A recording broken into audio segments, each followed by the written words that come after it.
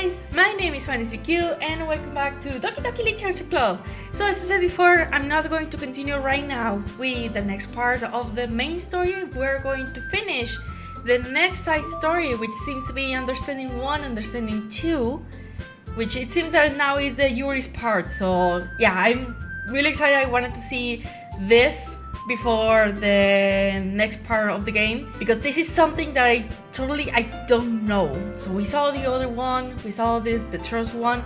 It was really sad. It was very real, and I think you guys already know what kind of game this is, or at least a part of what kind of game this is. Okay, so now let's see what's Understanding about. All right, so let's start. Yes. By the way, I'm a little bit sick, so if I sound weird, it's because of that. The club meeting is suddenly interrupted by the sound of the door, causing Monica and Sayori to turn their heads. The door opens halfway, then stops. A face peeks inside. A face that seems familiar. It's Yuri! So yeah, we were right. The person who... Or at least I think the person who they gave the pamphlet or the flyer was Yuri, because she was so invested into her book. So it's probably her. Huh? Sayuri's eyes widen, recognizing the girl. She's very conspicuously mouthed. She very conspicuously mouths to Monica. It's her! It's a girl! It's true, the girl standing in the doorway is none other than the girl Sayuri had come across reading along the classroom. Yep, okay, yeah, it's her. Thanks to Monica's leaving a flyer on her desk, it seems that she found her way to the club. Are you here for the literature club by any chance? Am I in the wrong place? No, you're not. This is the literature club. Please, come inside.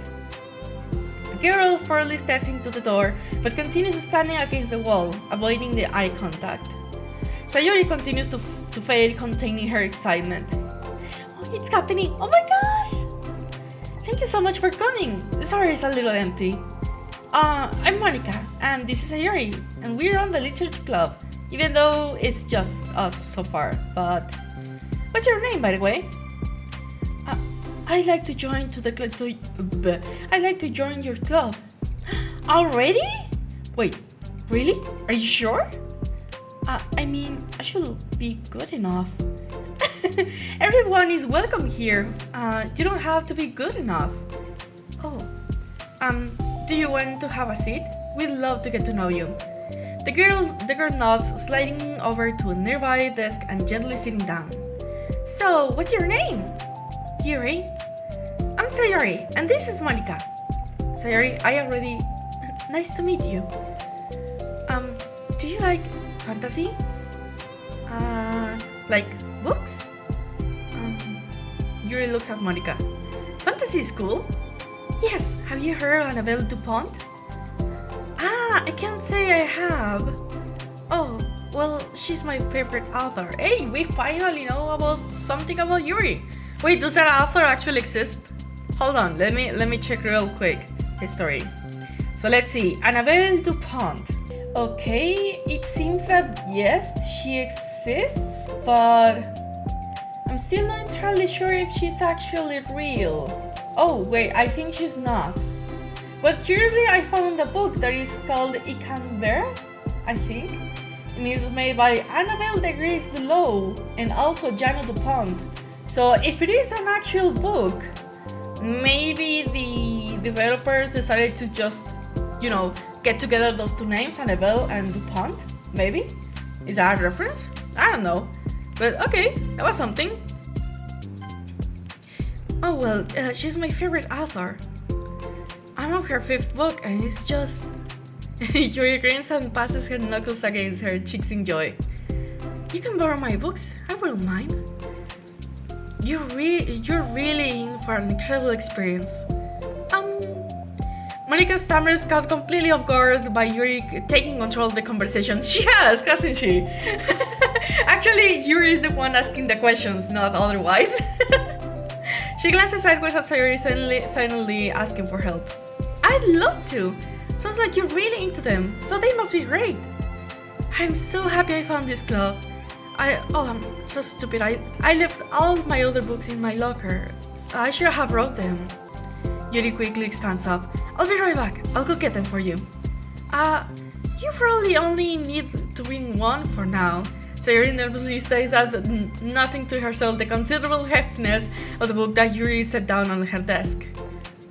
True. Okay, I'll go get the first one then. Yuri exits the club room in a flash, leaving Monika and Sayori silently exchanging glances. Oh my god, I wasn't prepared for this. How do I handle someone so intense? I have no experience with fantasy, except maybe stuff that I have read when I was a kid, but that probably like a joke compared to what she's into. I'm sure it'll be fine. In fact, I think she's neat, and we have different people who are into different kind of literature. It'll be fun to learn from each other. Yeah, I mean, I don't disagree, but what if this is her only interest? Doesn't it kind of seems like that? Monika, don't you think you should be a little bit more optimistic? We have a new club member. There shouldn't be room for anything but being happy. I'm excited to get to know her more, aren't you? Yeah, I guess you're right. Sorry for being so hasty. I just got really anxious all of a sudden. And it's because you're afraid of not being able to take the lead. What the heck? It's kind of scary how you can point things out like that, Sayori. It's just like learning what makes people happy or sad. Yeah. Hey, you know what? You'd probably be great at helping you feel comfortable here. Maybe you could take a break from helping me with administrative stuff and just focus on spending time with her. Yay! That was exactly what I wanted to do! Besides, Sayori lowers her voice. I'm probably gonna need all the time I can get. She taps her finger against the only chunky book Yuri left sitting on the desk. Right afterwards, the door opens, revealing Yuri's return. I'm back. Her breath is slightly heavy, which, combined with her short time gone, indicates she might have run at least part of the way. She makes her way back over to Sayori and sets a book down on her desk. Just as Sayori feared, the book Yuri brought for her is just about equally in size to the one already on Yuri's desk. Well, there are probably a few things you should know before getting started on that. There are some things that are more explained in the other books that take place in the same universe, so I'm going over those. Going over those will be a good to keep you from getting confused at the start. Sayori nervously interjects. Well, I was thinking that maybe today we could just get to know each other a little bit more. You know, I think if we're gonna be reading together, then I would like that. From across the room, Monika smiles and nods at Sayori while Yuri is looking. Oh, okay. Yuri sits down, then looks at her book, then glances around the room, showing no indication that she has anything more to add. So, what made you decide you wanted to join the club? Well, I like reading, so I was immediately interested. I had no idea that someone has started a literature club, but that's my fault since I haven't been paying attention to any of the club's recruitment advertisements. I only found out because Yuri glances over at Monika. Monika came into my classroom and put the flyer on my desk. Suddenly, Yuri's face darkens and she shakes her head herself. I was so stupid. I got too nervous and couldn't even look up. So she just walked out. It took me several days just to come here because I was afraid that Monika told everyone how inconsiderate I was. But I decided that was probably irrational. Wait. No, that was totally my fault. I felt so bad about interrupting you that I just walked out. I was actually hoping that you would come by. Yuri exhales in relief. I always seem to interpret things as the worst possible scenario. Well, I was nervous to come here for some other reasons too, such as there being too many people. Not that I mind that much, but I have a really hard time having to meet a large number of new people at once. So it's actually amazing that it's just the two of you. I definitely came out at the right time. Aw, that makes me happy. I'm proud of you for working up the courage to come. Yuri smiles warmly to herself. Well, I've never had the privilege of sharing interests with others before, so it's hard to find others that are into the same things I am, except online. So I thought the literature club will provide a chance for me to do that. What kind of other things are you into? Like genres? I don't know, just anything, even if it's not only literature. Oh, just things that you will think are dumb. Sayori passes a look of concern on her face. How about I'll tell you about something I'm into and then you can tell me about something you're into? I suppose that will be okay. Okay. Well, I'm pretty into like crafty things, like making cute collages or decorating things like cars or jewelry boxes. My room is always cluttered with random stuff because I keep buying things to make gifts for my friends, but then I put it off till the last minute. So yeah, that's something kind of silly that I'm into. You sound quite creative. Not that much. It's just that you'll be surprised by how much you can do with scissors, glue and stuff. So I have to share something that I'm into now, right? Sayori nods. Well, I guess I'm into nature. I love nature! Monica, I'm gonna start a nature club. No, you're not. You're stuck with me now. I'm not. Oh yeah? Well, I hereby appoint you as vice president of the literature club. There, now you're stuck with me. Hey, don't give me responsibilities. Oh, shoot. Oh, I'm sorry, Yuri. I interrupted you. Go ahead. It's fine. Yuri passes feeling a little bit awkward after having gotten cut off. Oops. I like going out into the woods or the park. Just places where you can walk or sit and not have any people around. It's peaceful. Just nice to kind of remove myself from everything that matters and let my racing mind operate that autonomously for a while. When do you like to do that? It just depends on my mood. After school, or on the weekends, whenever I feel like I need it. Wow, I feel like I will never have the time to do something like that. I find that we have a lot more time than we think we do if you don't let it slip through your fingers. The three continue the conversation, led primarily by Sayori, but with Monica chiming in every now and then as well. Monica had intended to leave it to Sayori and focus on her own work, but she found it difficult to not join in. Before they knew it, the end of the day was upon them once more. Oh, it looks like we should be wrapping up for today. So, are you two going to be starting on the book the next club meeting? That's the plan! I am so excited. Sayori beams, Yuri collects her things. Once back, Yuri wordlessly waves at Sayori and Monica with a gentle smile. Bye! As Yuri exits, Sayori enthusiastically returns her farewell. Once again, Sayori and Monica are left in the club room. Sayori, you are a lifesaver. I didn't do anything, I just talked. Still. Besides, it really lifted my mood. It feels nice that when I can put my energy towards other people like that. She was really excited to be included, you know? It made me happy. Well, there's no doubt in my mind that she will have a great time here, with you engaging her. How are you feeling about starting the book with her next meeting? Kinda scared, but I think that she'll be happy as long as I'm trying my best. I think you'll do great. After the surprise of the new club member, it seems that everyone has the spirits lifted with something new to look forward to.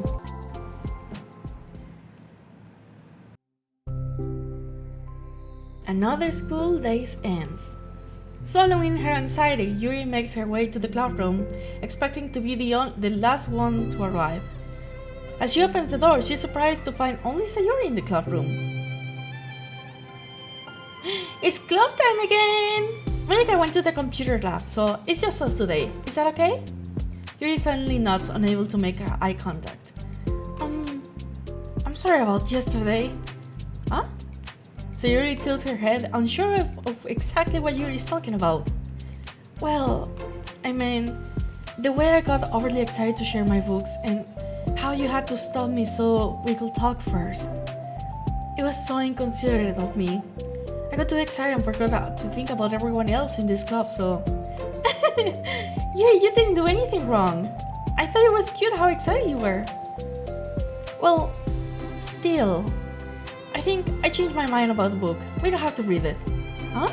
Why? Because I know that you were just humoring me anyway. In retrospect, it's rather obvious that nobody was truly interested. But if you like it so much, then it must be worth sharing. I've already decided I'll join the club, so you don't have to try hard to entice me. That's not what I was doing. A moment of uncomfortable silence stretches between the two of them. Ooh. Well, the thing is, we don't even have any club activities yet. I mean, Monica and I just have been working on recording stuff, so mostly. So it just sounded like something fun that we could do together, reading your books. You know, like as a club activity. That would be okay, right? Why am I being so resistant to this anyway? This is exactly what I wanted in the first place, and you're being so nice about it. I really don't know what's wrong with me. I'm sorry for being like this. You don't have to apologize. Just tell me if there's anything I can do to help you feel more comfortable here. Sayuri pulls her desk up against Yuri's and sits next to her. The book in question is already on Yuri's desk. Peering over, Sayuri reads the cover of the book. Dusk Bell. Part 1 of the Everlast Saga. It's Dusk Bell by Annabelle! Sorry, I'm ready now. Alright, I should probably get some paper. Yuri grabs a spiral notebook of hers and tears out a few sheets of paper. Wait, how come you need paper? Well, it's useful to draw things out sometimes, like maps, timelines, family trees, or just taking notes. Notes? Yes, that's an effective strategy. Exactly. I'm sure it will be especially helpful for someone new to the genre. Sayuri joked flew completely over Yuri's head. But thinking about it, she decides that it's probably for the best that it did. Well, I'm not used to having company through this, but I'll try to help make it as accessible as possible. I trust you. You're super smart. Oh, please. Yuri tries to dismiss the compliment, but she can't hide her smile and light blush. Aww. Curiously, this Yuri feels a little bit different than the one from the main game. Cannot put my finger quite on it, but it does feel different, right? I think in this part, Yuri seems a little bit more intense than in the main game. In the main game, she's way more nervous, but now we can actually see that she has some trouble trying to understand the people around her. Not only the situations or the words that the people uses, but also she doesn't pay attention in that moment that maybe she's being a little bit more intense or a little bit more pushy. Which is not like a bad pushy, I'm gonna be honest. But you can notice that she really loves what she's doing, you know? And in the game, she was more nervous, and yeah, she's still nervous in this part, but she was way more nervous in the main game. And yeah, actually, I'm gonna repeat words, but she's less intense in the main game. I don't know if you have noticed, maybe because the person who she's talking to now it's a boy. I mean, in the main game. So this is kind of like love interest or whatever, but you could notice since the beginning that Yuri took the whole control of the situation. And even she is kind of taking the control, and maybe she noticed way later, probably in the night, because yeah, that always happens in the night when you're going to sleep. Even though she's trying to release the rope or loosen the rope, I don't know how to say it, she's also taking control. It's kind of difficult for me to say. Yeah, she's insecure, but she's also very intense. Very easy way to put that. Yuri tries to dismiss the compliment, but she can't hide her smile and light blush. You can generalize intelligence. I'm only smart in the things that I have a lot of experience with. Contrarily, I'm awful at anything involving two real people. That shall be evident enough from the 2 days I spent here so far. So, in my eyes, it's everyone else who comes off as smart. Especially you. No! Sayuri rubs her shoulder against Yuri's. You're such a sweetheart when you're not being shy. Anyway, would you like to get started? Okay. After the minor diversion between them, the two get back on track with their planned club activity. Yuri begins to guide Sayuri through the basics of the fantasy world her story takes place in. The more of it she details the races, factions, history, elements of magic, the more questions Sayuri seems to have. But despite Sayuri's expectations, Yuri eloquently guides her through it in a way such that it's fun to follow along. It becomes evident that the world-building aspect of the story, not just the story itself, is one that Yuri finds her passion leaning towards. So how do people come up with this stuff? It's like the exact opposite of the kind of writing that I do. What kind of writing? Oh, like poetry and stuff like that. The things that I write are just putting down the feelings that come into my head, you know? But this is like, there must be so much planning and hard work. Are you into poetry? I think there's an appendix that includes some of the kingdom's written works, like poetry and folk songs. No way! Yuri giggles, filling Sayuri's heart with happiness when she realizes it's the first time she hears Yuri laugh. It means Yuri must be having fun. Anyway, I think we can get started reading now, if you're ready. Okay, but I can read very fast. Oh, that's fine. I'm very patient. Patience is something I pride myself in. I see. So Yuri jots, Yuri is patient into her notes. Hey, that's for the book. Oh, sorry. Oh, I see, okay, in the notes. I thought in her mental notes. No, in literally her notes. I'm just kidding. But I'm kind of glad you're patient because I need that sometimes. A lot of times. Sayuri flips through the first few pages of the book, getting past the table of the contents. Okay, chapter 1. The room becomes silent as the two of them begin to read. But the silence only lasts for a moment before Sayuri speaks up again. What does vindicated mean? Well, in this context, it essentially means that he was proven innocent. It's okay to ask questions, right? Of course. Sayuri turns the page. Are these footnotes? A lot of the dialogues has cultural references that require explanation to be understood.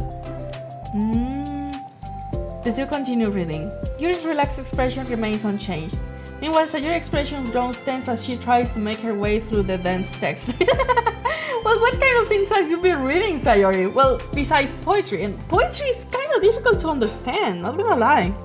I've tried to read poetry before, like books of poetry, and most of the time I cannot understand what they're saying. So it is kind of interesting that this kind of texts or books are more difficult for Sayuri than poetry.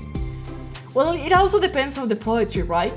For example, I think the poetry written in Doki Doki is more digestible because I could actually understand, or I was very close to understand what they were saying or they were trying to say.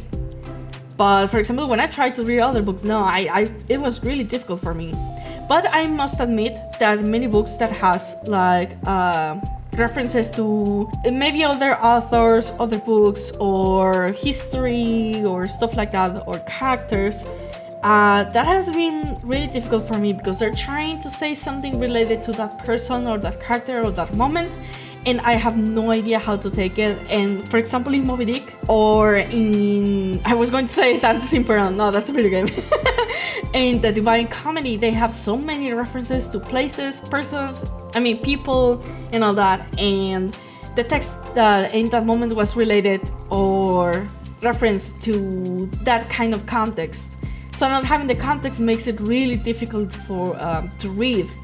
And if you try to investigate or research everything from the footnotes, you take so long to try to understand everything. Maybe you will understand everything way better than if you didn't, but it takes way more time. That's why in Moby Dick I prefer to just continue reading than investigating every single word that I didn't understand. Part of the boats that I didn't understand, because there were many parts of the boats that I could understand, to be honest.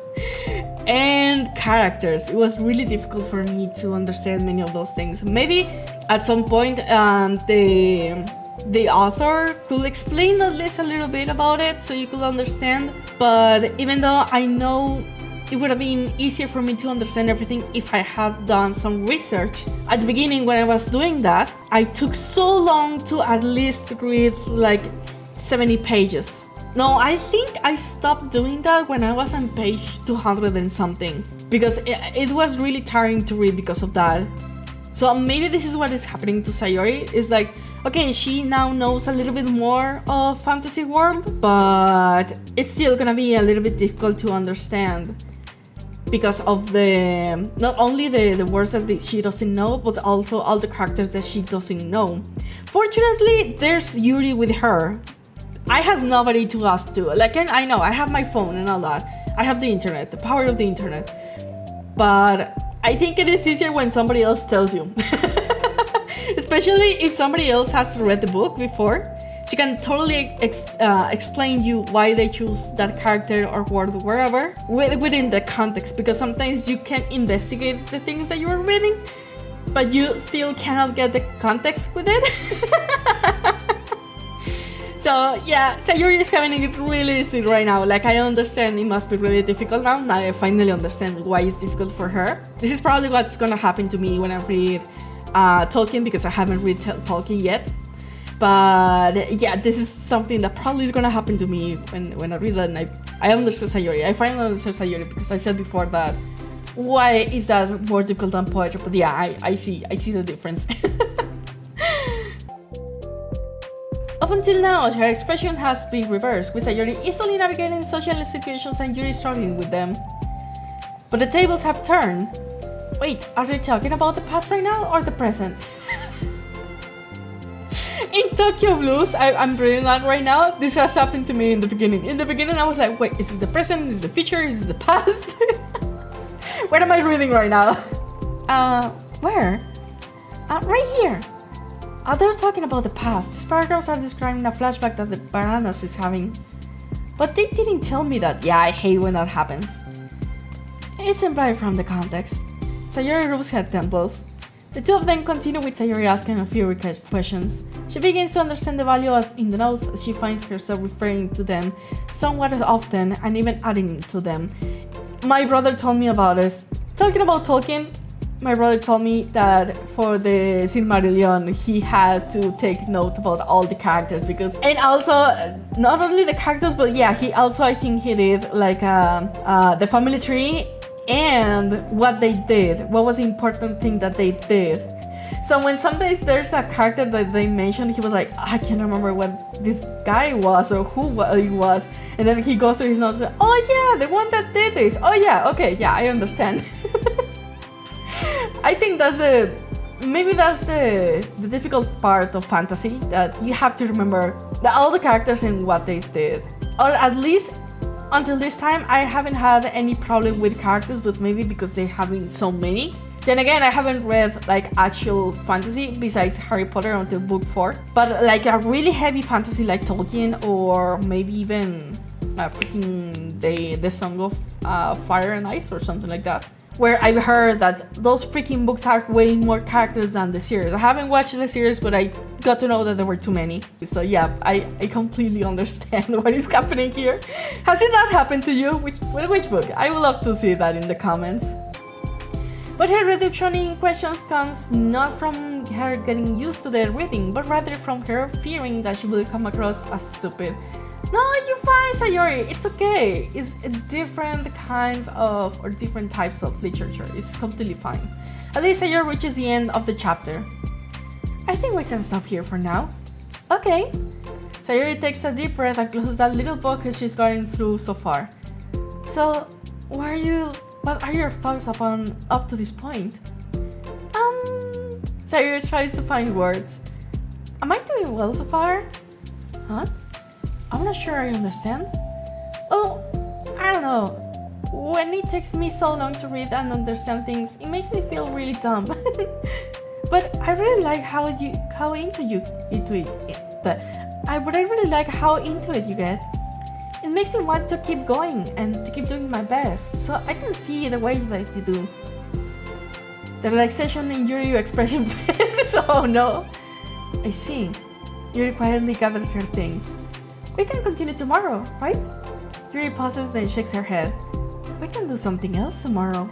But I'm sorry. Wait, sorry for what? I don't understand. I'm sorry. I don't want to do this anymore. That's all. I'm sorry. Sorry I made you. Huh? Yuri leaves. You weren't making me. Sayuri is left alone with her words. How did this happen? We were having fun just a second ago. It's my fault. I said something stupid and hurt her. I should have told her that I enjoyed it. Monika, trust me with this. It's the only thing I'm good at, and I still messed it up. What if she doesn't want to come back? Drawn and guilt, Sayuri stares blankly at her desk, spread with notes. The book sits next to them. Right. If she wasn't coming back, then she wouldn't have left the book here, right? Unless she just forgot to take it with her? This is horrible! Was it really because she thought I wasn't enjoying our time together? Or maybe she wasn't enjoying our time together because I'm not good enough. I probably let her down so much by having trouble following along. Yeah, I'm sure if I was smarter, she will be having so much more fun. I need to do better for her. Ah, man, Sayori, you good? Nah, that's the end of the first part, but don't worry. We're definitely going to finish the understanding part. Yes. For the first time, Sayori is the first to enter the club room. Anxiety courses through her relentlessly. Will Yuri show up today? Sitting at a desk, she stamps her feet in an attempt to calm down. Why am I letting this to affect me so much? I'm doing everything that I can to make Yuri happy, but my best wasn't good enough. But it was still my best. But I'm letting everybody down. I'm always just a disappointment. Sayori continues to wrestle with her self-deprecating thoughts. Every tiny noise causes her to lift her head in anticipation of Yuri's arrival. Minutes pass, and nobody enters the club room. Not Yuri or Monika.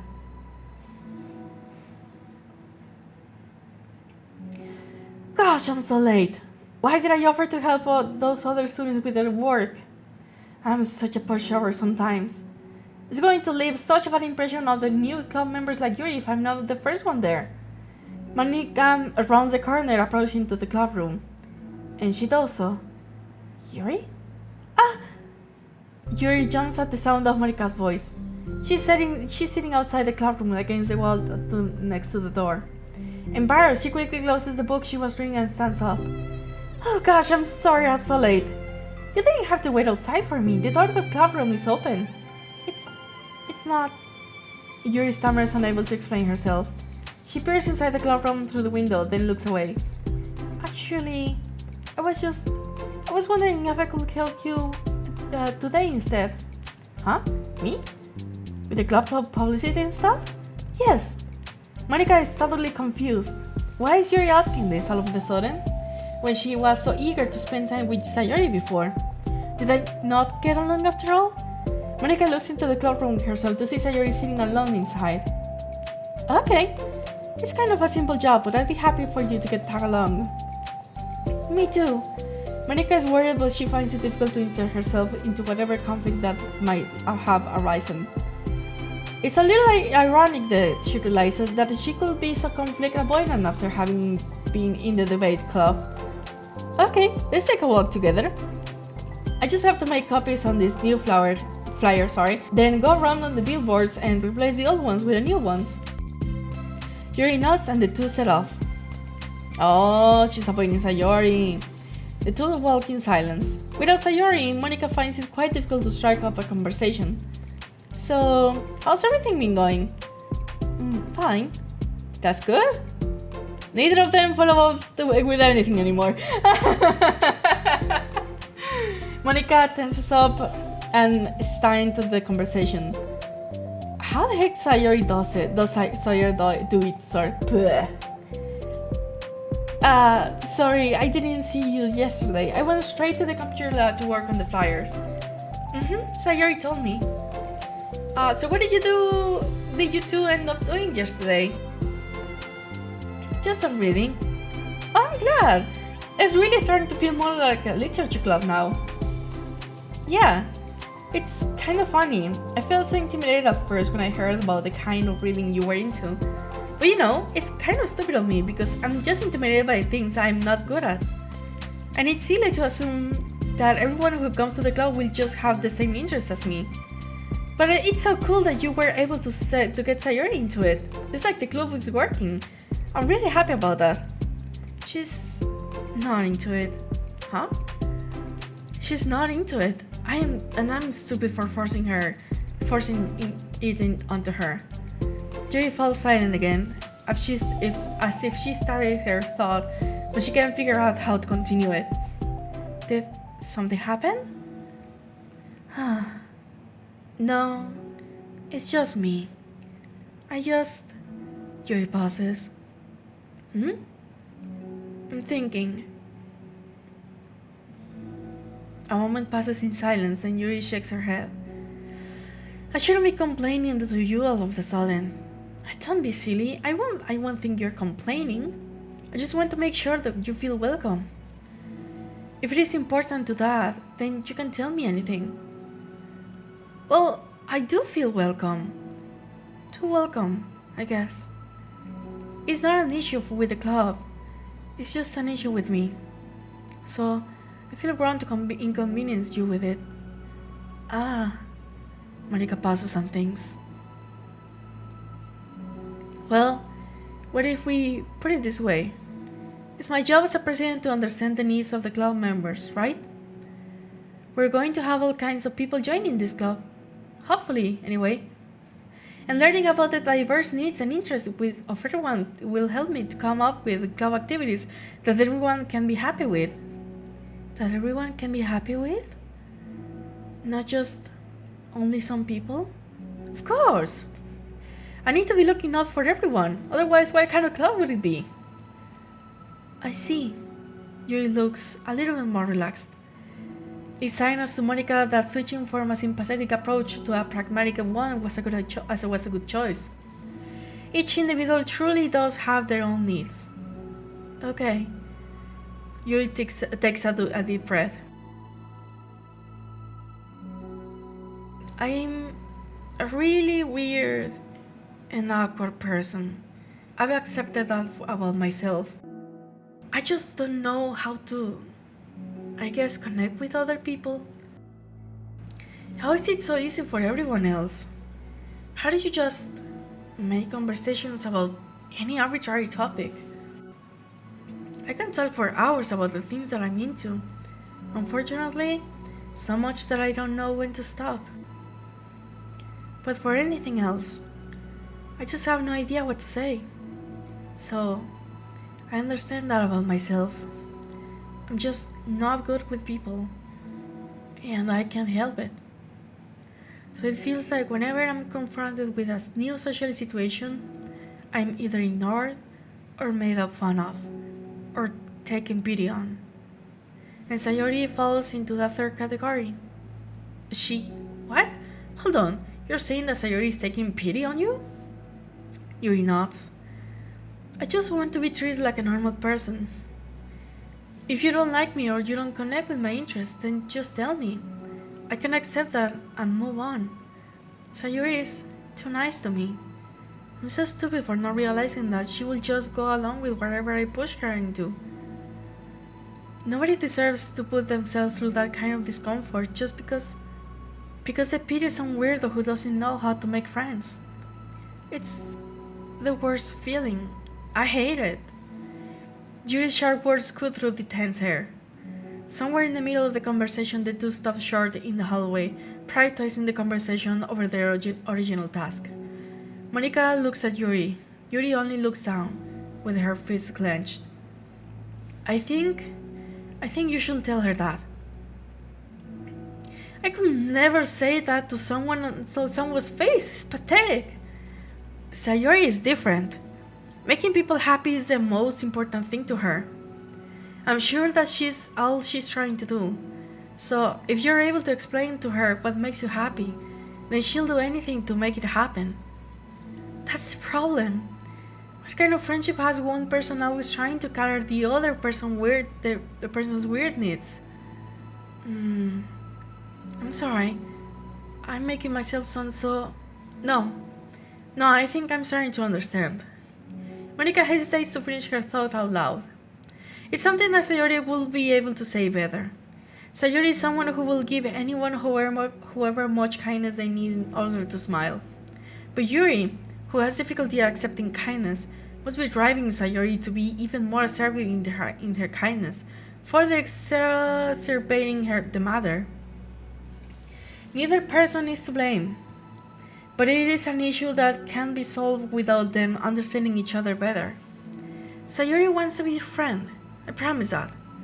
It's only for different people to have different needs. It's okay, sorry. I mean, Sayori, she has her own needs too. But good friends work together and that can be what they need for each other. You just have to have good communication and talk about it. I don't have a good communication. Yuri stops and shakes her head. I'm sorry. I didn't mean to say that. My head is just... It's so resistant to everything. I'm pushing such kind person away from me because of it. Yuri pauses to think. I'm so tired of this cycle I'm creating for myself. I think I'm afraid of people pushing me away, that I just push them away first. How thoughtless and immature of me. Yuri takes a deep breath and exhales. I didn't mean for this to turn into a whole venting session, but I understand now that I just need to communicate with her. You're totally fine. It's for the club, remember? You're just helping make the club a better place for everyone. Yeah. Yuri falls silent again. She looks like she wants to say something. This kind of critical thinking is something that I'm really bad at. You know, about people. So, thank you. Anytime. Monica smiles at Yuri. For a moment, Yuri finds it in herself to meet Monica's gaze, returning a shy smile of her own. Hey, understanding! Yuri and Monica finished replacing the old flyers with the new ones. More accurately, Monica mostly did the work while Yuri followed along. But as the club room once again draws near, so does Yuri's confrontation. I can do this. Yes, you can. It will be great. It will be great.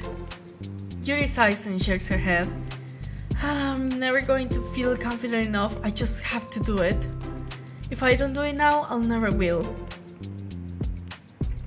Yuri starts towards the door, but then turns to face Monica.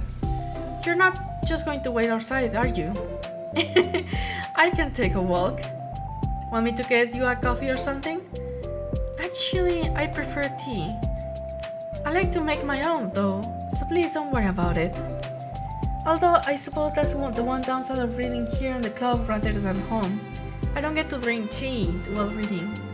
Sorry, I guess that has nothing to do with this. You know, now that you mention it, I bet we could get permission to keep stuff for tea in the club room. You can use like an electric kettle to heat up water, right? Will that really be possible? I'll look into it. I think it will be great. Yuri smiles and nods at the thought. Well, I'll be back in a bit. Good luck. Monica waves at Yuri and then turns around and departs down the hallways as Yuri's smiles fades once more. A moment of daydreaming about tea isn't enough to save her from the anxiety of the task that lies before her. But it must be done. Taking one more deep breath, Yuri timidly opens the club room. Yuri? Wait, hold on, I'm not done yet! Sayuri shuffles a bunch of papers around. Yuri stammers, her words suddenly caught in her throat. At that moment, she realizes how Sayuri has been spending her afternoon. I wasn't expecting you to come today. I was really hoping to make it all the way through the next chapter first. But I got most of the way through it. And look! Sayuri holds up a sheet of paper. It's a page of notes, beautifully produced with indentations, categories, and even color coding. As Yuri sees it, her expression shifts from anxiety to despair. I was afraid you were getting disappointed in me, so I've been trying really hard. Stop it. Yuri presses her fist against her forehead. Please, stop. I can't take this. Yuri? Sayuri's voice quivers in shock after having received the exact opposite response she was expecting. I'm sorry. Sayuri looks away in guilt. Did I do something wrong? I don't understand, so if I did something wrong, please tell me. Yuri shakes her head. No, it's me. I keep putting myself in these situations where people are afraid to treat me normally. If you don't like this kind of reading, it's okay. Please, just tell me. I don't need to be treated differently, just because I'm weird. But I don't treat you differently. I just want my friends to be happy. So I thought that if we did something together that you really like, I don't want your pity. Ooh. Wrong way to say it. I know Monica told you to be honest and all that, but yeah, I admit that it was about choice of words, or at least about timing. No, actually, both of them. Why did I do that? Yuri sinks to her knees. Her voice squeaks. I'm sorry. Tears of guilt and self-loathing begin to stream down her face. This isn't how it was supposed to go. Why is it just hard to articulate your thoughts? Why do you end up pushing everyone away from you? Yuri's mind's pound with internal accusations and she shuts her eyes, unable to face a Yuri or the rest of the world. You should leave, just escape from there, before Monica sees her like this, and before Sayuri tells Monica what she did. But before Yuri can put any strength into her legs, she feels a warm pair of arms gently wrap around her from behind. It's okay, Sayuri whispers in a soothing voice. It's okay. Overcome by despair, Yuri finds herself unable to protest or pull away from Sayuri's kind gesture. Yuri sniffles, spreading heavily through her clenched throat, trying with all her willpower to control herself. I understand that the things you're feeling in your head are different from the things that you're trying to say. I know that must be what you're feeling right now. I promise. I understand that. So, I'll give you as much time as you need. When you're ready, just tell me your feelings, and we'll talk about them together. Okay? Yuri sniffles again and nods her head. She gives herself a minute to compose her thoughts, then speaks while steadying her voice. I think that I've gotten so used to people being weirded out by me that it feels like anyone who's nice to me is just doing it out of pity. I'm so horrible with people, so it makes me not want to believe that someone can actually like me for who I am. Yuri pauses, but Sayuri doesn't interrupt. Rather, she waits for Yuri to continue.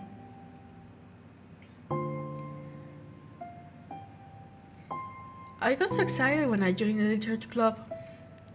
I thought that it was finally my chance. It was finally my chance to make friends through my interests. Because my interests are the only thing I know how to talk about. It's all I have going for me. But then, whenever I catch myself getting overly obsessive in front of other people, it feels like I'm making a fool of myself. I hate myself for it. Ultimately, I just want to be treated like a normal person.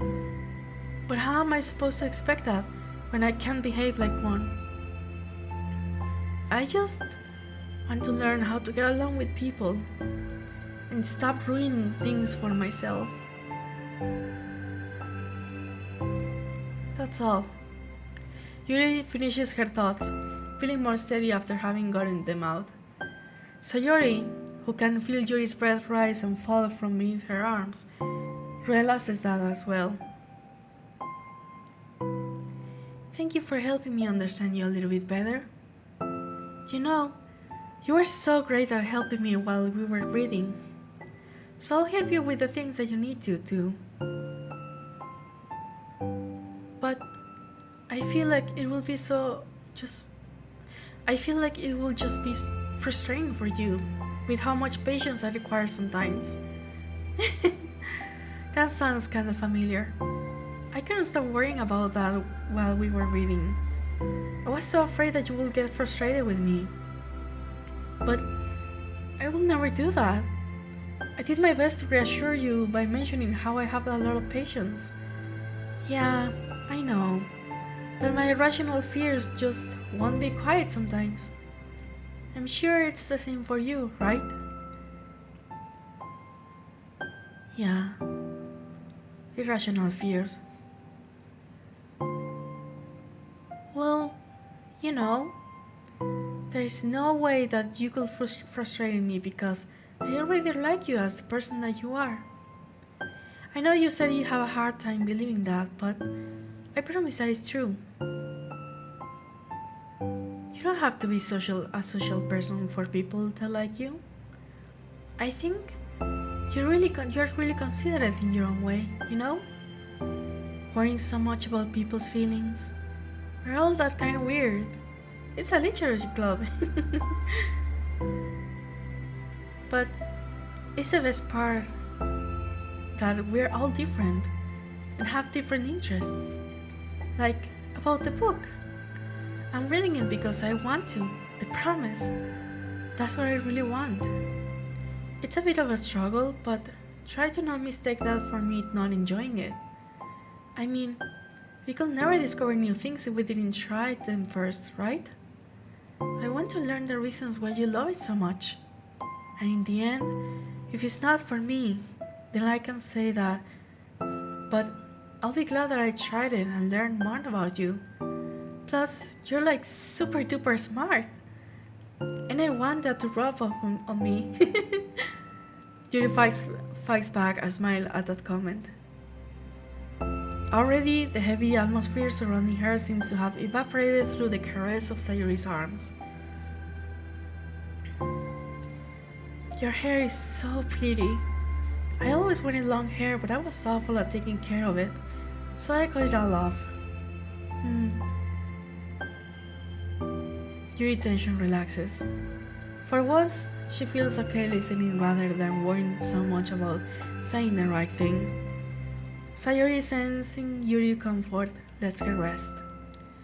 It must be difficult for her to feel relaxed around other people. But if the literature club can make it happen, then it's something that she deserves to experience.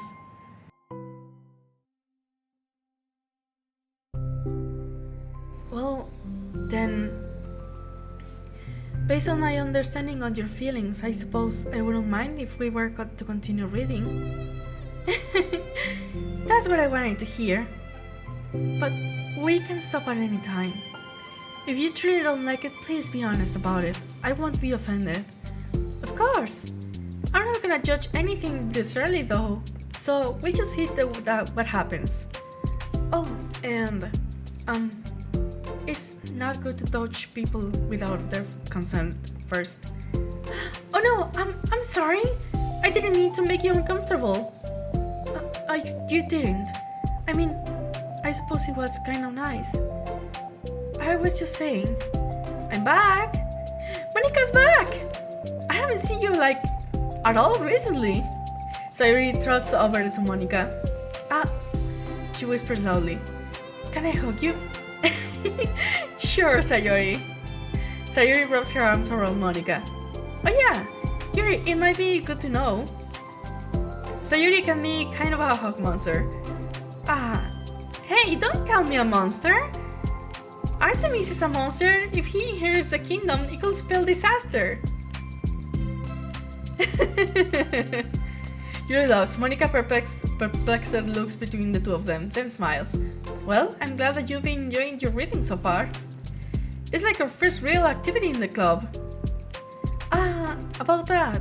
Well, you've been so patient with exploring my interests. I think that it would be inconsiderate of me to not return the favor to you and learn about the things that you like. Yes! Do you like poetry? Yuri smiles. Oh my god, that was beautiful. Do we have another side story? Huh?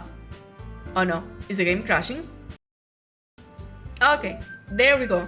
And that's it. Okay, so I'm gonna continue with the main story. I don't remember how much time do we have in that one, but yeah, I would love to continue it. I think it's not much, but let's see. Alright, so... Oh, shoot! Sorry. So the last part we were going...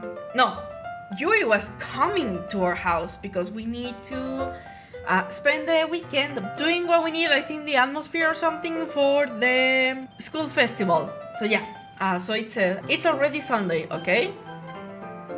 I've been getting increasingly anxious about Yuri's upcoming visit.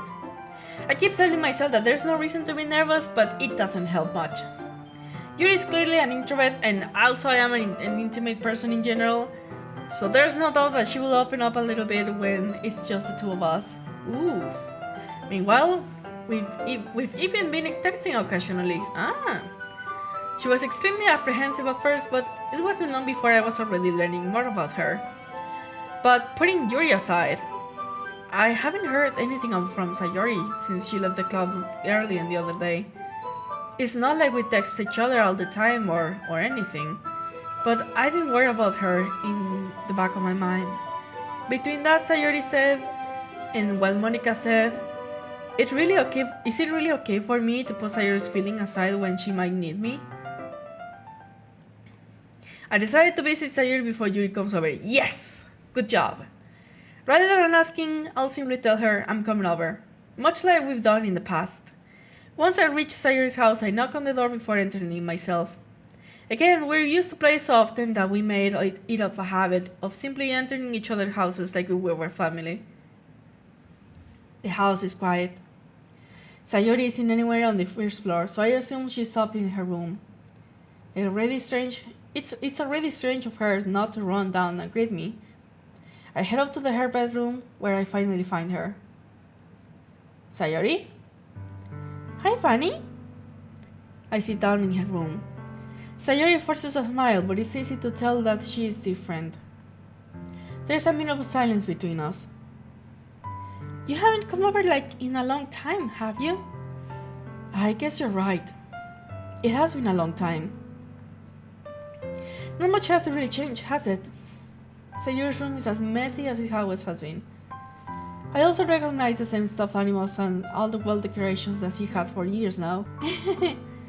If you come over more often, it wouldn't be such a mess. That's because I end up cleaning it for you. How come you suddenly wanted to come over today? Aren't you supposed to see Yuri today? Yeah, but... wait, how do you know that? Sayori had already left it by the time we decided the last meeting. Monica told me. It's only natural for her to keep me informed about the festival preparations, right? Ah, yeah, that's true. But what about you? Aren't you going to be helping Monica today? Of course! I'm just helping her online. We didn't plan to meet up on anything. So it's just me and Yuri then? Yep. There's more silence between us. Sayori stares at a random direction. Everything about her behavior is really uncharacteristic. I finally get to the point. I just wanted to see how you were doing after you left on Friday. When something's wrong, you can't hide it from me. I know you too well. So, Sayori smiles, shaking her head. That's not good, Fanny. Huh? Why can't it just be like it always has been? This is all my fault. If I didn't get so weak and accidentally express my feelings, if I didn't make that stupid mistake, then you wouldn't be worried about me at all. You wouldn't have come here. You wouldn't have been even thinking about me right now. But this is just my punishment, isn't it? I'm getting punished for being so selfish. I think that's why the world decided to have you come over today. It just wants to torture me. Sayori? I grab Sayori by the shoulders. What on earth are you saying? Are you listening to yourself right now? I know something happened to you. There's no other explanation for you to be like this. So tell me already. Until I know, I won't be able to stop thinking about it. Sayori gives me an empty smile. You really put me in a trap, Fanny. But you're wrong. Nothing happened to me. I've always been like this. You're just seeing it for the first time. Seeing what? What are you talking about, Sayori? We know that. We already know about her depression. You're really just going to make me say it, aren't you, Fanny? I guess I have no other choice this time. The thing is, I've had a really bad depression my whole life. Did you know that? Why do you think I'm late to school every day? Because most days I can't even find a reason to get out of bed. What reason is there to do anything when I fully know how worthless I am? Why go to school? Why eat? Why make friends?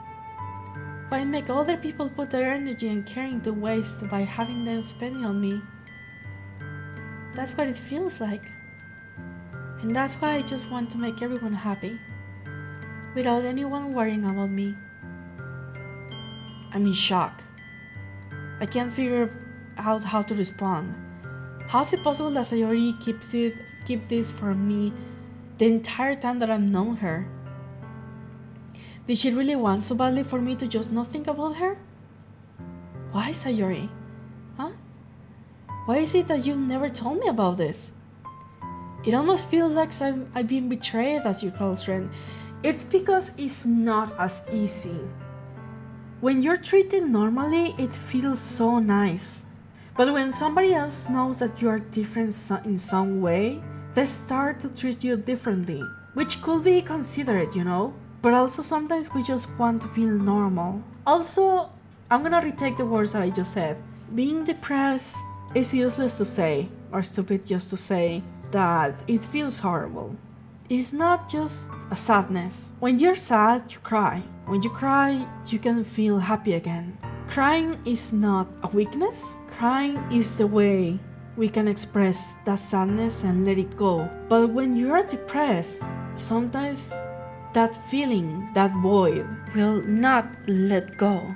It's heavier. It just exists sometimes, many times, with no reason. And we all know that it's not normal. Depression is a sickness. It makes the brain act in a very different way. It's such a horrible feeling. It's such a weight. When you're depressed, your brain or your mind goes, come on, pull it off, get your shit together. Everybody's fighting stuff, so just get out of bed. You will love to get out of bed. We will love to be normal. So maybe, as I understand Sayori, how wonderful, it will be to have a friend where you're just normal. A normal relationship. A normal friendship. You're not depressed. You're normal. And I think that's what she wants. She wants to be normal. She wants to feel her best in front of her best friend. It is not easy. It's not easy to tell everybody that you are depressed because they don't know how to respond. Like right here, I don't blame the character. It's not easy, especially if you don't have depression. You cannot just understand how difficult it is to lift a single plate, a dirty dish, or your clothes, or just get out of bed. It is difficult. And I know it's difficult to understand because I've told people before about my depression and they never know what to say, and they always say the same thing, which is, oh, come on, pull it off, you can do it. Every day is a new opportunity to become better or something, which I understand their thought, but it feels so bad when they say that because we cannot just do that and we don't feel understood. But at the same time, we want to feel normal, you know? It's confusing, I know. Depression is kind of confusing. Dude, I wish I knew how to cope with all this. And I bet Sayori too. And maybe her way to cope with all this was just be friends with this person, the main character. But at least in this case, the only thing that I understand of the main character that he says that he feels betrayed. At the same time, he's being kind of a dick because it's not an easy thing to explain. But at the same time, thinking how they will normally think, I understand that, oh, you didn't tell me this important thing about your life, even though we have been spending our lives together for a very long time. Kind of understand that, but he also needs to understand how difficult this must be, just to say something like that. Yeah, let's continue. Because if I knew, I would have done everything I could to support you, even if there's only so much that I can do. I will have tried a little bit harder to make every day a little bit better for you. That's why I'm your friend. All you had to do was tell me. Yeah, but then again, it's not easy to tell. You don't understand at all, Fanny. Why do you think I didn't tell you? Because if I told you, then you will have wasted your effort caring about me instead of doing some important things. That's the other thing about depression, that we always think that we're worthless. We don't deserve kindness. We know how heavy and tiring these kind of things are, so we don't want the other people or the other person to feel those things, you know? And our mind is so twisted already that when depression hits, it just makes us, let's say, unreasonable, because our mind starts to tell us so many lies about ourselves or everything around. It is a difficult topic to talk about, but I hope with this I can make you understand a little bit more, because Sayori here is not being like dramatic or anything like that. But yeah, I understand everything that she's saying. I don't want to be cared about. It's bittersweet when people try to care about me. It feels nice sometimes, but it also feels like a bat being swung against my head. That's why I wanted so badly for you to make friends with everyone else. Helping everyone be happy together is the best thing for me. But then I discovered something else too. Seeing you make friends and get closer with everyone in the club, it feels like a spear going through my heart. So that's why I decided the world just wants to torture me. Every path leads to nothing but hurt. You're right that I don't understand. I don't understand your feelings at all, Sayori. But I don't need to understand. Whatever it takes for me to help you stop hurting, that's what I'll do. No, Fanny, there's nothing. Nothing at all.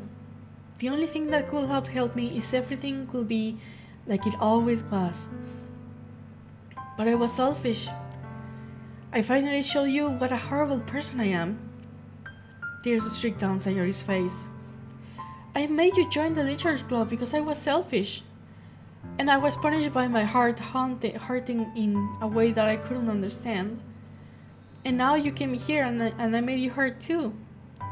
I'm just weak and selfish. That's all I am. And that's why I'm going to accept these punishments. Because I deserve every last one. Without thinking once, I grabbed Sayori's shoulders. This time, I pulled her into a tight embrace. Fanny, Sayori, I don't care if you're selfish. Sorry, if you feel selfish. I'm really happy that you convinced me to join to the club. Seeing you every day makes it worthwhile enough. If I make friends with everyone else, that's just a bonus. But please, never underestimate how much I care about you. I wouldn't have it any other way. Fanny? Sayori isn't hugging me back. Despite my arms being wrapped around her, Sayori's arms remain at her sides. She starts sobbing next to my ear. No, don't do this to me. Please, don't do this. Fanny, Sayori barely manages to speak between her sobs. I don't know if I'm doing the right thing, but all I want is for her to know that I care. If you have it in you to call yourself selfish, then you have to let me be selfish too. No matter what it takes, I'll figure out what needs to change. I'll make these feelings go away. And if there's anything that you need me to do, then you better tell me. I'll get mad if you don't. I don't know. I don't know. Gently, Sayori finally puts her arms around me in return. I don't know anything. It's all really scary. I don't understand any of my feelings, Fanny. The only time I'm not feeling nothing is when I'm feeling pain.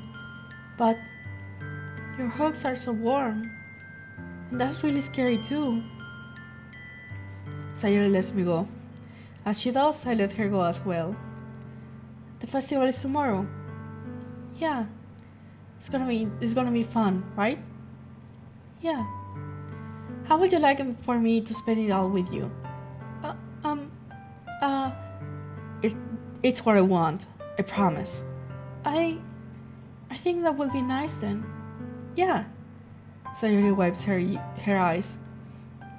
If I could spend the whole day here, I would. Of all days, this has to be the one where I have other plans. Maybe I should cancel. No, don't. Please don't. If you do that, then I really wouldn't forgive you.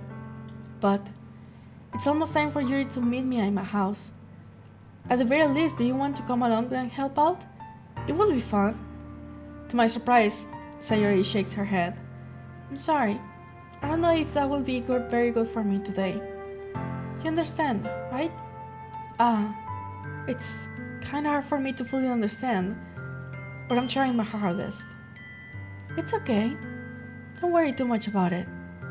I'll see you tomorrow, okay? Alright. I look forward to it. You know, I'm kind of happy that the character really tells her that he doesn't understand because it's not an easy thing to do. But at the same time, he's being very supportive. I love that because there's people who will be just like, oh, okay, hope you feel better, and that's it. Sometimes they just step away from you. Maybe by the fear that they don't know anymore what to say, but it really makes us feel really bad and uncomfortable and makes us think that maybe, just maybe, we should shut up about our depression or else we're gonna be alone. But at the same time, it's like, okay, this is better because they can stay away from me, and if I ever disappear, they're not gonna feel bad about it.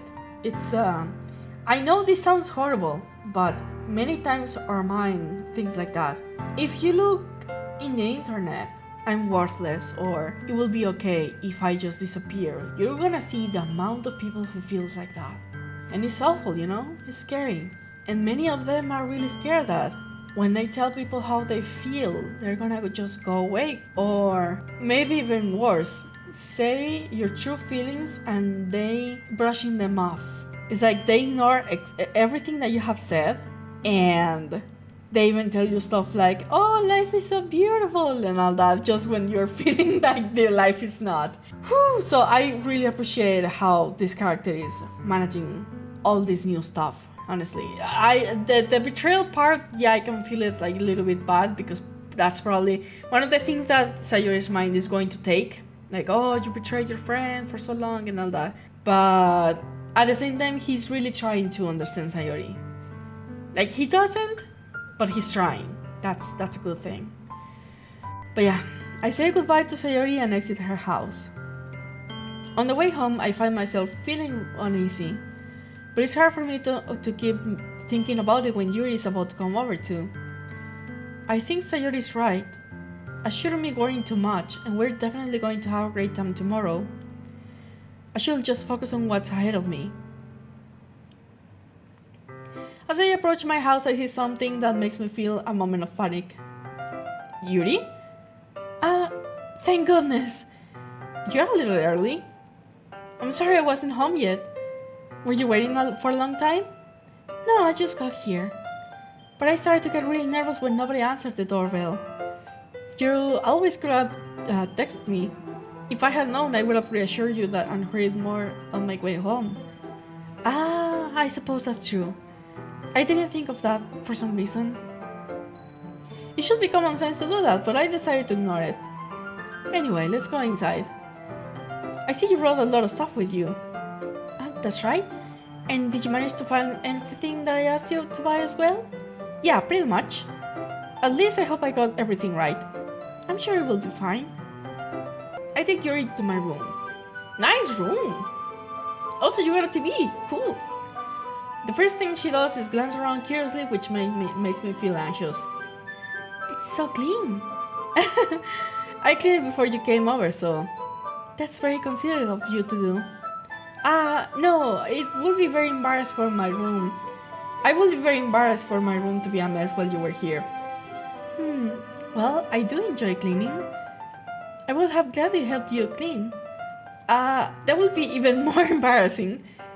Wait, don't look in there. I snatched Yuri's wrist, which was in the process of opening a desk drawer of mine. I'm sorry. I wasn't thinking for some reason. I was just spacing out. It's fine, it's fine. I let go of Yuri's wrist.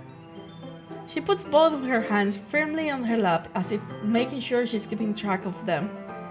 So, should we get started? Yes. I have a few things planned that you can help me with.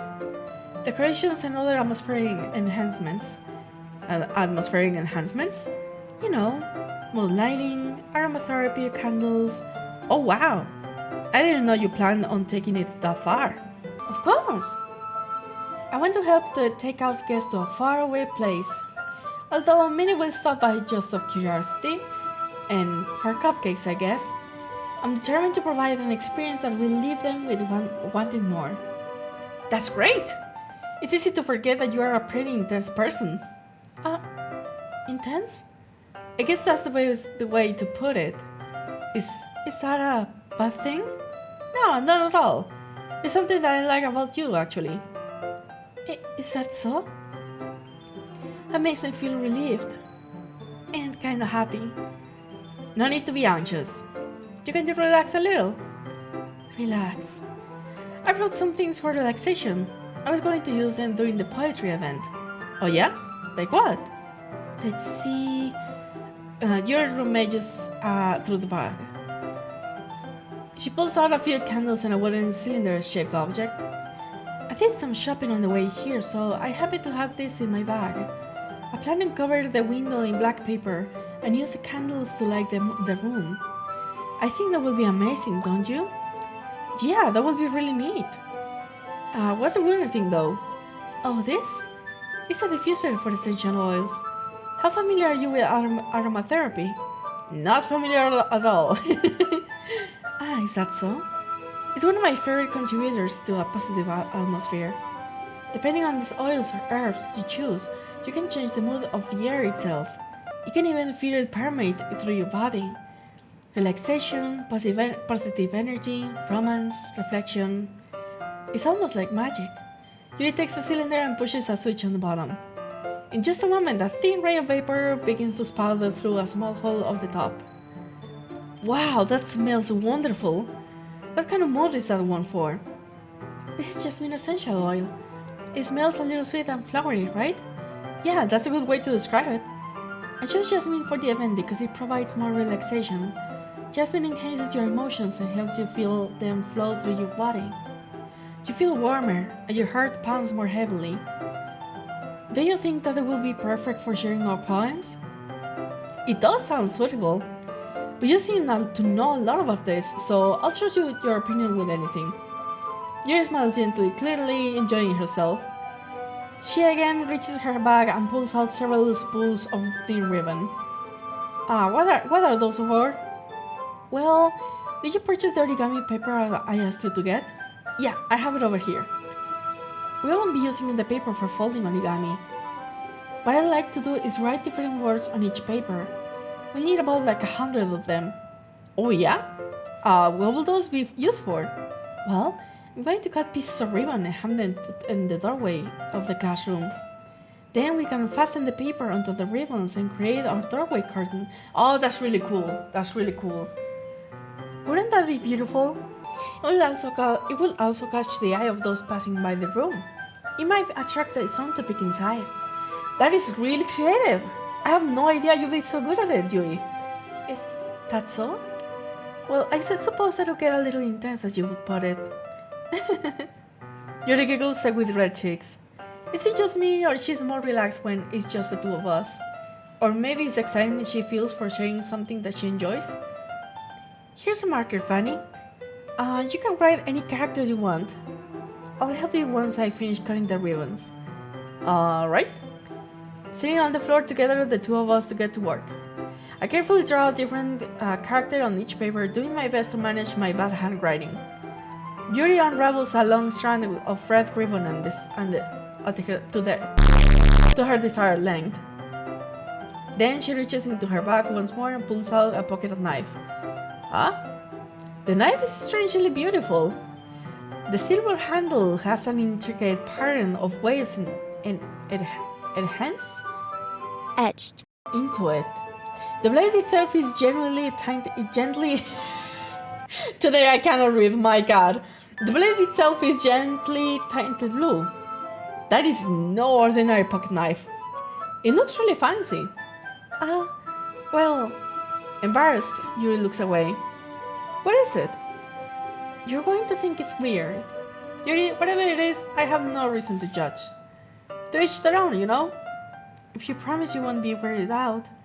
Yeah, I promise. Alright. The thing is, I'm kinda into knives. That's cool. Actually, me too, kinda. I literally have one knife in the called finger chopper. Is that weird? They're just so pretty. I can't help it. Don't know what it is. The combination of craftsmanship and feeling of danger, maybe? What am I saying? Please don't think I'm weird for this. You're laughing at me. No, I'm not laughing at you. It's just funny how nervous you got about sharing. It's an interesting thing to be into, I guess. But I think it suits you. Suits me? Yeah, it's kind of intense.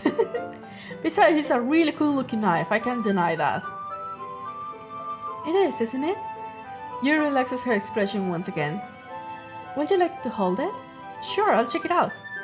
Yuri carefully hands me the knife with the handle facing me. I take it and turn it around my hands. It feels heavy and extremely solid. Where did you even get a knife like this? Curious of its sharpness, I feel the point of the knife with my index finger. Oh my god. Well, at least it's not like what I saw in a video. It's a guy like stabbing himself in there in his belly just to see if it was actually sharp. Oh my god, that was dumb. And he was so surprised when he suddenly started to see blood. I was like, what is wrong with you, man? Ow! Fanny! Why did you do that? Because I'm dumb. I didn't expect it to reach that sharp. Barely touched it at all. It's my fault. I should have warned you. This knife is extremely sharp. It can through his skin like it's paper. Oh no. A small drop of blood trickles down the side of my finger. Yuri takes my hand and gives the wound a closer look. She stares at it and noticeably fidgets. If you're squeamish, I will wash it off now. Without warning, Yuri puts my finger into her mouth and licks the wound. I don't know what to think about this. I feel her tongue curl around my finger. Alright. This is not that kind of channel. I have played Catherine, but this is not that kind of channel. But then what happened? Startled, I instinctively pulled my hand back. Oh, please forgive me. I wasn't thinking. Yuri lowers her head, her face burning up. Yuri, that is the most embarrassing thing I've ever done. How could I do something like that? I'm sorry.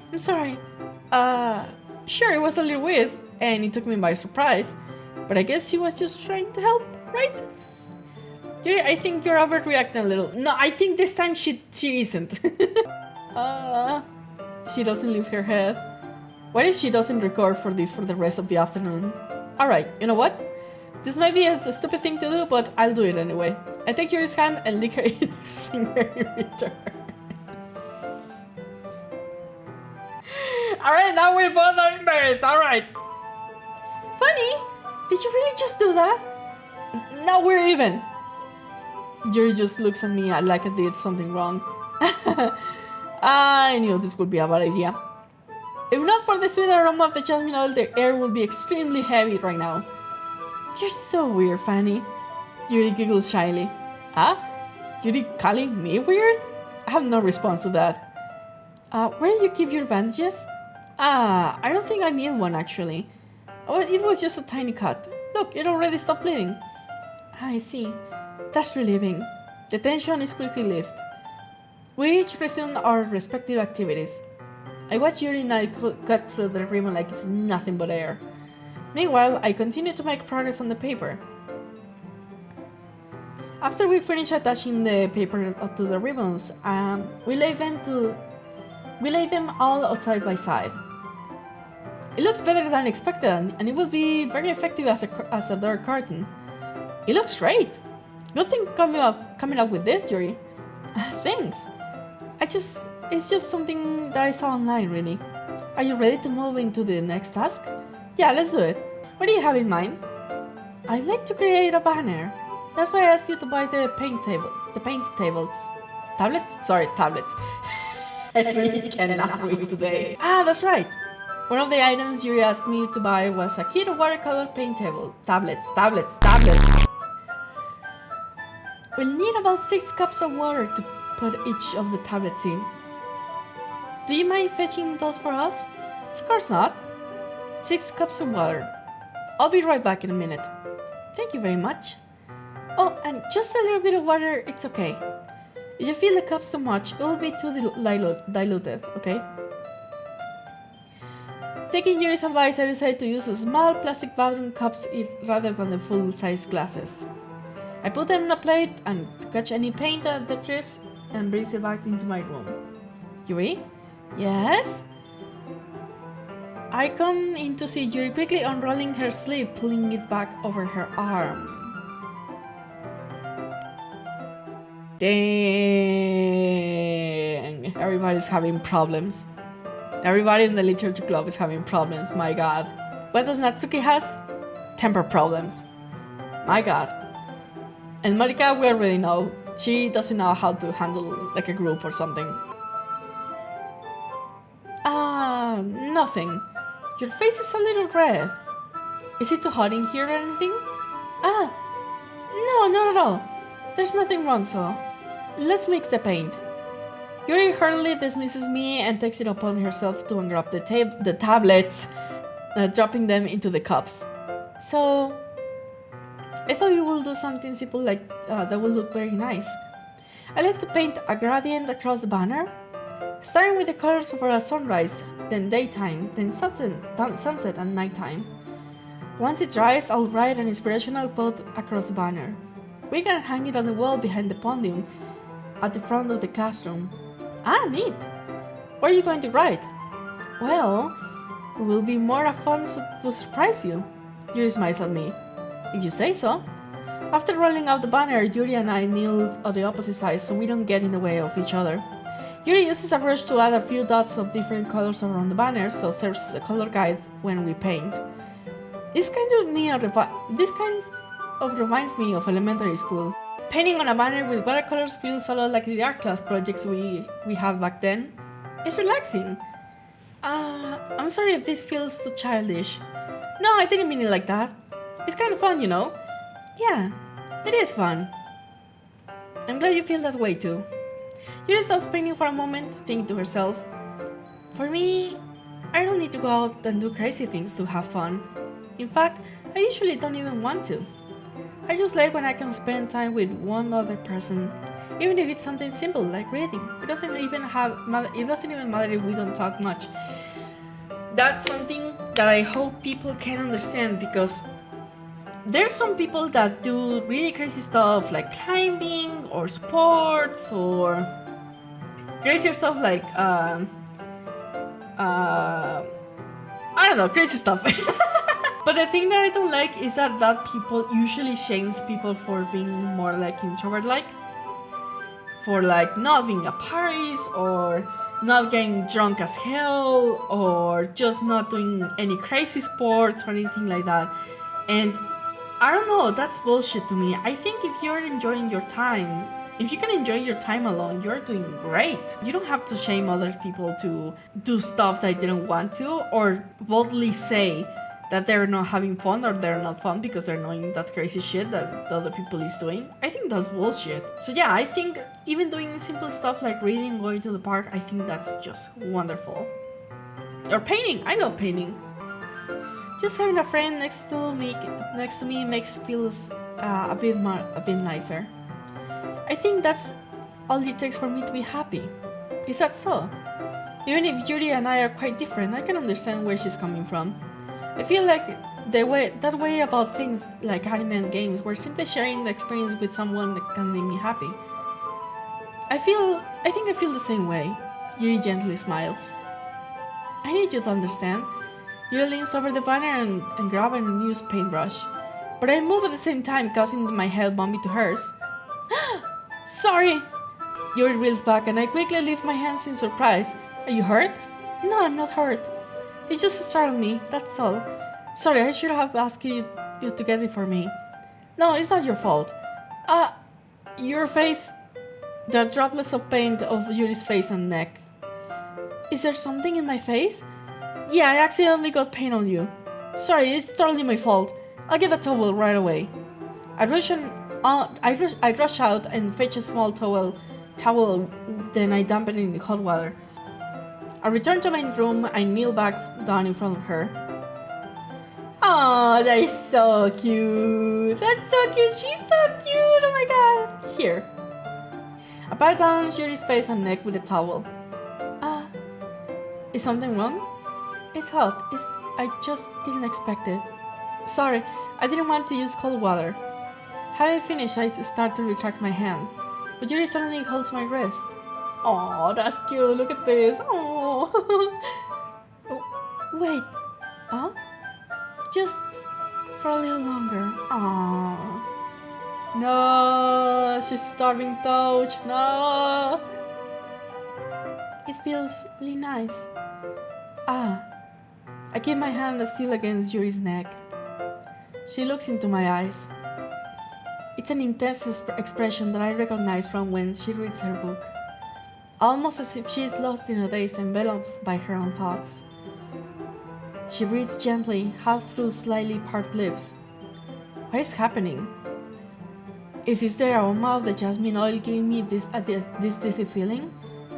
Yuri's gentle fingers wrap around my wrist, send a tingling sensation through my arm, and suddenly her face seems much closer to mine than it was just a moment ago. Yuri slowly pulls away. Sorry, I've been feeling a little lightheaded today. I didn't mean to space out. It's fine. The moment is over as soon as it began. Yuri picks up her brush again, but her movement seems clumsier, like she's unable to focus. I remain silent, forced to ignore what the event that just transpired. I hesitantly retrieve my own brush and continue following Yuri's example. That should do it.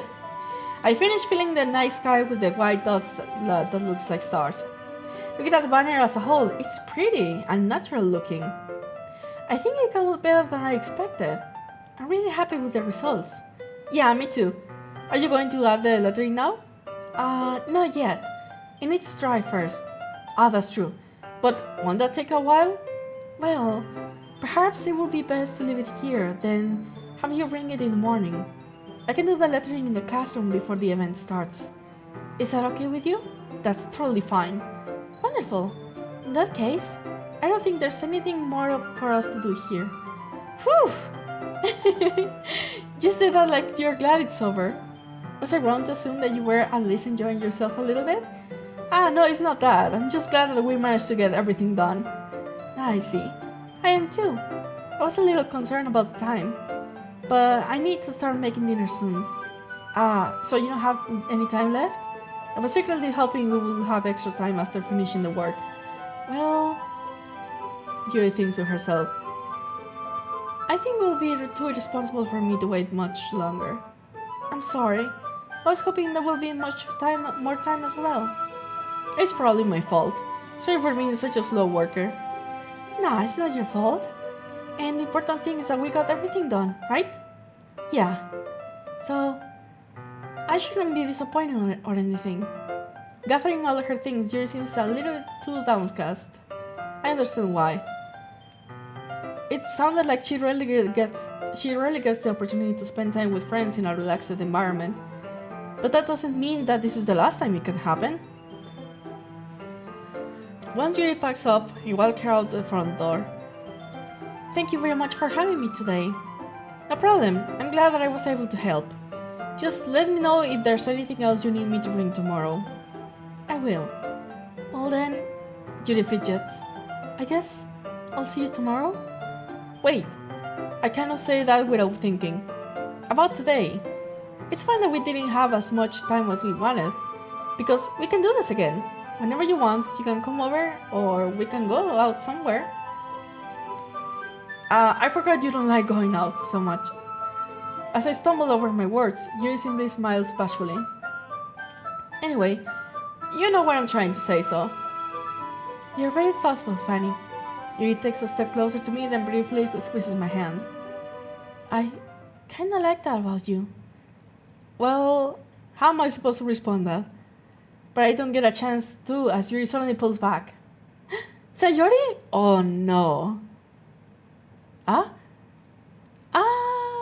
Hi, Fanny. Sayori? Just now, we weren't... It's okay, Fanny. I just stopped by to say hi. Well, it's nice to see you. I'm sorry, but I'm already on my way to leave. Really? That's too bad. I'm sorry, but we'll all be together at the festival tomorrow, so that's fine, right? Of course, Sayori beams. Yeah, so I'll see you tomorrow. Clearly embarrassed, Yuri hurries off. Ooh. Well, if it isn't Monica, then it's Sayori. I'm joking, of course. Sayori waves goodbye after her. Sayori, I thought you didn't want to come over today. Well, I tried staying in my room, but my imagination was being really mean to me, so I had to come here and see it for myself. See what? What you're talking about? You know, how much fun you were having with Yuri, and how close you got to her. It makes me real happy that you made such good friends. That's all that matters to me. Tears start to fall down from Sayori's face. That's all that matters to me. Why am I feeling this way, Fanny? I'm supposed to be happy for you. Why does it feel like my heart is splitting in half? Because obviously you are in love with a person and you're feeling like they're taking it away. It hurts so much. Everything hurts so much. Why would this would be so much better if I could just disappear? Sayori, don't say that. It's true, Fanny. If I wasn't here, then you wouldn't have to waste your sympathy on me. That is not sympathy, I must say. This is not sympathy. You wouldn't have to put up with me for being selfish. Monica was right. I should just... Monica? That is something that I would love to know. Because even I played this before, I never understood that part. Or maybe I kinda do. I'm gonna say later in episodes later what about it. But now that I'm seeing the side stories, I don't really understand. It's kind of difficult. Okay, let's continue. Monica was right about what? Sayori, what I said before is true. I'm not going to let this continue. Caring about you like this isn't the burden in your mind is making it out to be. It's something that makes me happy. It's something that I wouldn't trade for anything else. So even if it's taken an entire lifetime, I'm going to be by your side until you don't feel any more pain. But Sayori looks away. I put my hand on her shoulder to reassure her. I'm scared, Fanny. I'm really scared. What are you scared of, Sayori? I'm scared that I might like you more than you like me. Yeah, that kind of stuff happens. Sayori? It's true, isn't it? I was weak and sorry to like you too much. I did this to myself. Fanny, I like you so much that I want to die. That's how I feel. And that's enough, Sayori. I don't want you to hurt anymore. I slid my hand down Sayori's arm and squeezed her hand on my own. Do you remember how I said I always know what's best for you? Do you still believe me? Wordlessly, Sayori nods. Even if you don't understand all of your own feelings, I know what you need the most right now. And that's what I'm going to give to you. Now, obviously we've been going for Yuri. So, even though we appreciate Sayori a lot, in this situation, saying that we love her, that will be actual pity. Even in the way he was talking to her, it seems more like a really dear friend, and there's nothing wrong about it. So I think that the best thing we will do is say that you will always be my dearest friend, because saying that we love her even though we don't, I think it's even worse, because if she finds out, it's worse, because even if she finds out that we actually said that we love her just because we wanted her to just feel better or anything like that, she will discover that it's pity, she wouldn't know who to trust anymore and all that. So I'm gonna be seriously honest with her and tell her that she's my dearest friend, which is not bad.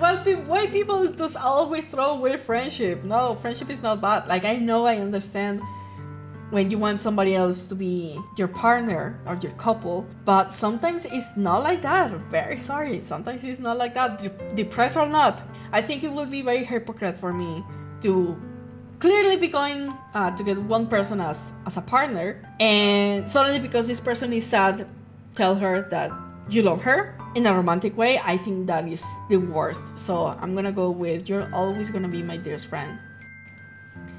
You will always be my dearest friend. I'm very sorry for saying no to you, girl.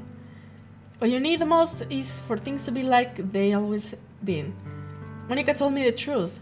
She told me how much happier you seemed after I joined the club. I know you're struggling with some really difficult feelings right now, but please trust me that I know what's best and what will make you happy in the end. I promise I'll help things get back to the way they were. I see. Sayori forces a smile through an incredible pained expression. I'm sorry, but really, saying that I love you to her will be really hypocrite and bad. Is this what it feels to get stabbed in the chest? Very, very, very sorry. I should write a poem about it. Sayori, it's okay. This is just my punishment, remember? I must say that I understand why she's saying it like that, but at the same time, that's a very mature way to look at it. Like, I understand her, but she shouldn't be acting like that. It's not a punishment. Sometimes people will like you, and sometimes people will just be your friend, and that's it. Because now, asking somebody else to be with you just because, that would be selfish. So this kind of thing happens. I understand her. I know she's not going through a really good moment right now, but it's not a punishment for her. It is not. I see this more like in the sadness part and the teenager part than the depression part, to be honest. Like maybe depression is taking like a part of it to get or to grow bigger, but then again, lying to her wouldn't be a good thing. So yeah, it is not your punishment, Sayori. I'm very sorry, but this is not a punishment for anything. This is just how things are. For being so selfish, so please don't worry about these stupid feelings. I know you're right. I knew this whole time that there was no happiness down that path. It's not that way, sweetheart. It really is not. That's why I came here. Just so I could get the answer I needed to hear. And the other thing, you're also right that I just wanted to go back to the way it was. I realize that now. You really don't know what's better than anyone. You really don't know me better than anyone, Fanny. I'll trust you with anything. Anything at all. So, Sayuri's smile finally breaks. All of a sudden, she turns around and drops to her knees. Clutching her head with both hands, she screams as loud as she can. Right now I can't. I'm sick. I'm very sorry. I cannot act that. I'm so shocked that I don't know how to react. Sayuri looks over her shoulder and flashes one more weak smile before turning around and running off. Sayuri! I'm left helplessly, standing in front of my house. Why am I feeling so horrible about this? There's nothing more that I could have ever done. That is true. I'm sorry, but that is true. You cannot be with someone else or force your feelings into somebody else just because whatever they have. I am very sorry about that. In my case, I think I would have felt really bad that another person says that they like me just because I'm depressed or something like that. I will feel really bad because then I will start wondering what is actually real, you know?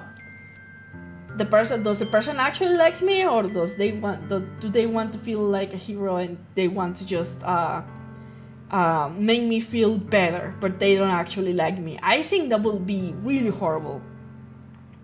The most I can do is support Sayori through her feelings and help her on the path that's right.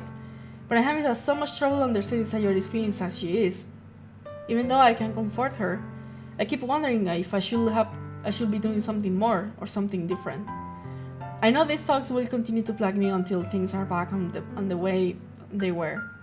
I'm going to give it everything I got. Sayuri will always be my dearest friend, and I'll do whatever it takes to put a smile on her face every day. It's the day of the festival. Of all days, I expected this to be the one where I'd be walking to school with Sayori, but Sayori isn't answering her phone. I considered going to her house to wake her up, but I decided that's a little too much. Meanwhile, the preparations of the event will be nearly complete. The banner Yuri and I painted is dry, and I gently rolled it up to take it with me. She sent me a pleasant text reminding me to not forget anything, and I reassured her. Funnily enough, I probably feel the same way as Natsuki about the event. I'm more excited for it to be over so I can spend time with Sayori and Yuri at the festival. Knowing Monica, I'm sure the event will be great too. Fanny! You're the first one here. Thanks for being early. That's funny, I thought at least Yuri will be here by now. Monica is placing booklets on each of the desks in the classroom. They must have been the ones she prepared that have all the poems we're performing. In the end, I found a random poem online that I thought Monica would like, and I submitted it.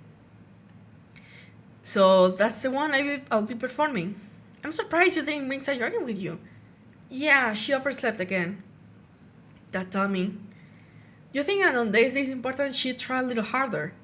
I say that, but I suddenly remember what Sayori told me yesterday. And I suddenly feel awful, knowing it's not nearly that simple for her. I only said it because it's the way I'm used to thinking.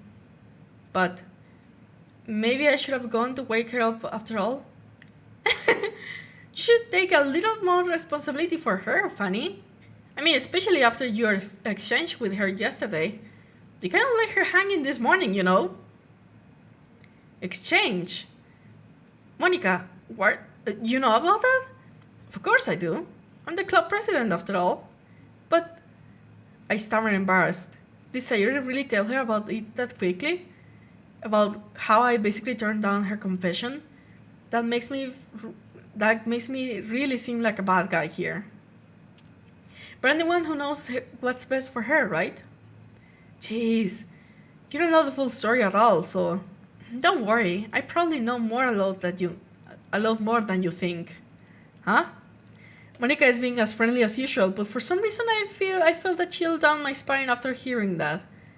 Hey, do you wanna check out the pamphlets? They came out really nice. Yeah, sure. I grabbed one of the pamphlets laid out on the desks. Oh yeah, they really did. Something like this will definitely help people take the club more seriously. Yeah, I thought so too. I flipped through the pages. Each member's poem is neatly printed on its own page, giving it almost professional feel. I recognize Natsuki's and Yuri's poem from the ones they performed during our practice. What is this? I flipped to Sayori's poem. It's different from the one she practiced. It's one that I haven't read before. Get out of my head, get out of my head, get out of my head. Get out of my head. Get out of my head before I do what is best for you. Get out of my head before I listen to everything she said to me. Get out of my head before I show you how much I love you. Get out of my head before I finish writing this poem. But a poem is never actually finished. It just stops moving. Well, this is obviously bad. Do I need to say anything about it? I think not. What is this? Reading the poem, I get a pit in my stomach. Fanny? What's wrong? Nothing. This poem feels completely different from everything else from Sayori's written. But more than that, I changed my mind. I'm going to get Sayori, so... well, alright. Try tonight to not take too long, okay? I quickly leave the classroom. Don't strain yourself! Have you noticed that today Monica is acting really weird? Way too happy. More happy than the usual. Monica calls out after me. I quicken my pace. What was I thinking? I should have tried a little bit harder for Sayori. It's not a big deal to at least wait for her or help her wake up. Even the simple gesture of welcoming her to school makes her really happy. Besides, I told her yesterday that things will be the same as they always have been. That's all she needs, and what I want to give her. I reach Sayori's house and knock on the door. I don't expect an answer, since she's not picking up her phone either. Like yesterday, I opened the door and let myself in. Sayori? She really is a heavy sleeper.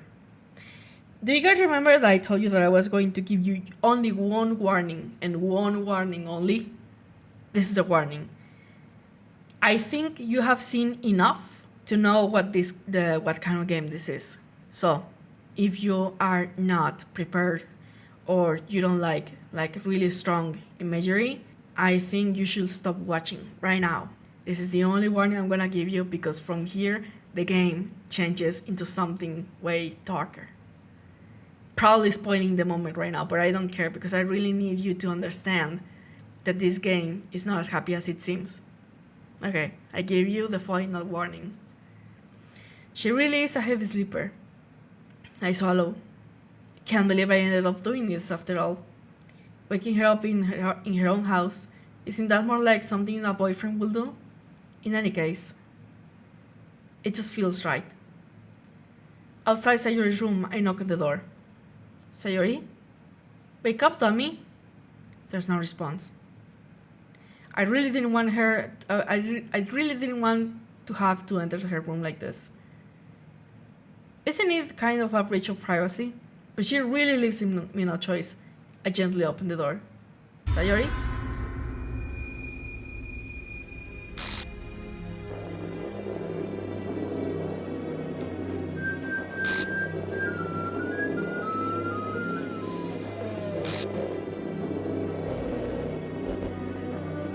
Game script, line, see trace for the details.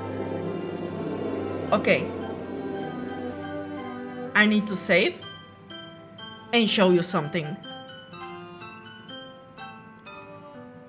I hope I don't freak up, because before we used to have a folder outside the game. Now that folder is different, the one that is outside. The folder I want to show you is outside of here.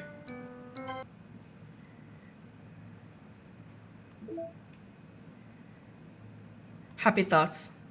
This is one of them. Is Sayori. Also reset. Trace back. Here. Oh geez, I didn't break anything, did I? Hold on a second. I can probably fix this, I think. Actually, you know what? This is probably a lot easier if I just deleted her. She's the one who was making this so difficult. Well, here goes nothing. And okay, characters, look at this. Monika, Natsuki, and Yuri are the only ones here. Okay, so now we continue.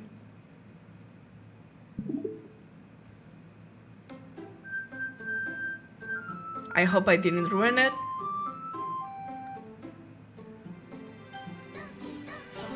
Well, we were here. Oh shoot!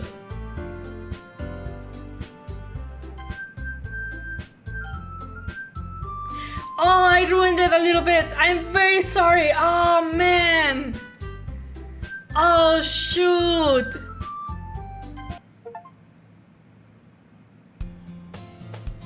Oh frick. Oh no, oh you hear the music, everything is going on. Okay, so usually what happens there is that you see a lot of things happening in the back, like you saw like file happening stuff going on there. And also the character being like, no, what did I do? Why didn't I? Maybe I should have said something different. She was my best friend and I just loved her. And all that. And oh my god, I was afraid that if I didn't look before, those things will disappear. Oh man, okay. Okay, I'm gonna let you see a little bit more about this. I see an annoying girl running towards me from the distance, waving her arms in the air like she's totally oblivious of the attention she may draw to herself. You remember this, right? It's a normal intro. That girl is Ruba, my neighbor and good friend since we were children. You know, the kind of friend you'll never see yourself making today, but it just kind of works out because you've known each other for so long. We used to walk to school together on days like this, but starting around high school, she will oversleep and more frequently, and I will get tired of waiting up. But if she's going to chase me after me like this, I must feel better of running away. However, I just saw it and idle in front of the crosswalk and let catch up to me.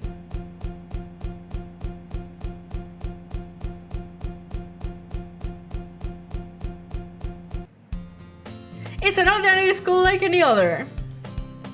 Mornings are usually the worst, being surrounded by couples and friends and groups walking to school together. Meanwhile, I've always walked to school alone, and I think that's where I'm going to live.